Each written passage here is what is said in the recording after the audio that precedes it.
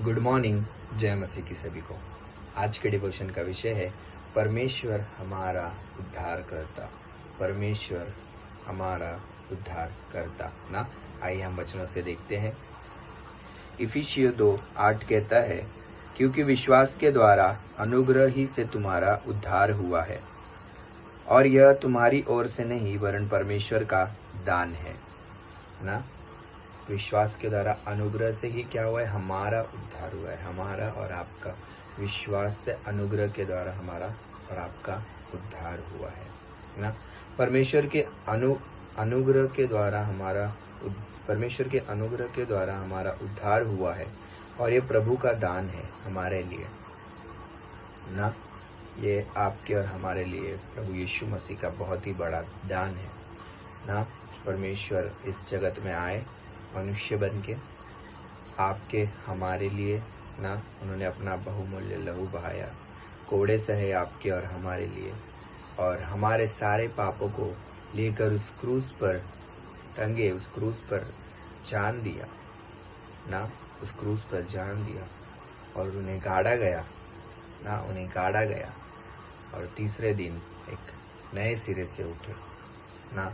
वैसे ही हम भी ना परमेश्वर में जब विश्वास कर उस पर दृढ़ खड़े रहते, विश्वास योग्य चलते हैं, विश्वास के साथ कार्य करते हैं ना, तब हम सफल होते हैं ना।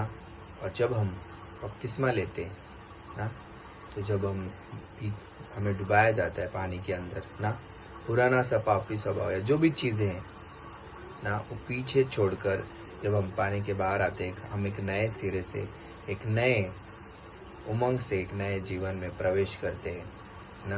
एक नए जीवन में हम प्रवेश करते हैं। हम पाप में थे, बट गॉड ने दया दिखाया और क्या किया? पाप से हमें छुटकारा दिया, हमारे सारे पाप को क्षमा किया और हमारा और आपका उद्धार किया। ये गॉड का दान है हमारे जीवन में ना। हम जो फ्यूचर में भी पाप करने वाले हो ना, फ्यूचर में, क्योंकि हमारे अंदर आदम का भी स्वभाव है जो पापी स्वभाव है ना, तो वो कभी भी ऊपर आ सकता है। पापी स्वभाव कभी भी हम उसे इस्तेमाल कर सकते हैं, क्योंकि हम कौन है? हम परमेश्वर नहीं है, हम मनुष्य है ना। हम मनुष्य है, तो आदम से स्वभाव हम कभी भी इस्तेमाल कर सकते हैं इस दुनिया में हम जब तक है। तो यीशु मसीह ने फ्यूचर के पाप के लिए भी हमारे और आपके लिए बलिदान दिया है ना।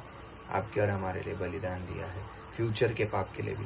लेकिन इसका मतलब ये नहीं कि हम ना पाप करते रहे नहीं। यीशु मसीह ने तो हमें क्षमा किया, पाप करते रहे नहीं, ऐसा नहीं। बल्कि हमें ऐसा जीवन जीना है जिससे वो पाप आए ही ना हमारे अंदर, बल्कि हम हर एक शैतान के जलते हुए तीरों को वचनों से खंडित करें, जैसे यीशु मसीह ने मत्ती 4 में किया ना। वैसे ही हमें पाप में या लालसा में जो भी चीज़ें आती है शैतान की ओर से गिराने के लिए, हमें वहाँ पर वचन का इस्तेमाल करना है ना। परमेश्वर का बहुत धन्यवाद कि उसने हम सबके जीवनों को बचाया, हमारे सारे पापों को अपने ऊपर लिया ना। हम एक तरफ सोच सकते हैं कि एक तरफ नरक है, एक तरफ स्वर्ग है ना। उस नरक से हमको स्वर्ग में लाया। उस नरक के रास्ते में हम सब मानव जाति खड़े थे। उस नरक के रास्ते से जब हम परमेश्वर में विश्वास करते, उस स्वर्ग के रास्ते में हमें खड़ा करता है। ये बहुत महान प्रेम है परमेश्वर का ना, बहुत महान प्रेम है। कोटि कोटि धन्यवाद परमेश्वर का कि उसने आज का दिन दिया ना। हमें हर समय हर पल परमेश्वर का धन्यवाद करना चाहिए ना। बुरी परिस्थिति हो चाहे अच्छी परिस्थिति हो, प्रभु का धन्यवाद करो, क्योंकि परमेश्वर ने हमें इतने बड़े दंड से बाहर निकाला है ना। जो नाश की ओर था, उस नाश से हमको जीवन दिया, हमको और आपको जीवन दिया ना। तो परमेश्वर का हमेशा धन्यवाद करो, उस अनुग्रह का, उस दान का हमेशा धन्यवाद करते रहो ना। प्रभु आप सबको आशीष दे। आइए हम प्रार्थना करते हैं। धन्यवाद करते हैं पिता परमेश्वर, सुंदर समय के लिए प्रभु जी। परमेश्वर उस प्रेम के लिए धन्यवाद जो आपने हमारा उद्धार किया पिता परमेश्वर, अनुग्रह दिखाए पिता, आपने हमें ग्रेस दिया पिता परमेश्वर, और हमें देते रहते हैं पिता परमेश्वर आप अनुग्रह। उस प्रेम के लिए धन्यवाद पिता। हम हर पल हर समय उस प्रेम को सोचें, और प्रभु जी आप में बड़े पिता परमेश्वर, उन्नति करते जाए पिता परमेश्वर, और प्रभु जी हम फल लाए पिता परमेश्वर कोई 30 गुना, कोई 60 गुना, कोई 100 गुना पिता परमेश्वर धन्यवाद करते। हर एक को बुद्धि समझ ज्ञान देना पिता परमेश्वर, कि आप में बढ़े। धन्यवाद करते। सारा महिमा सारा आदर हम आपको देते यीशु मसीह के महान नाम में, आमीन।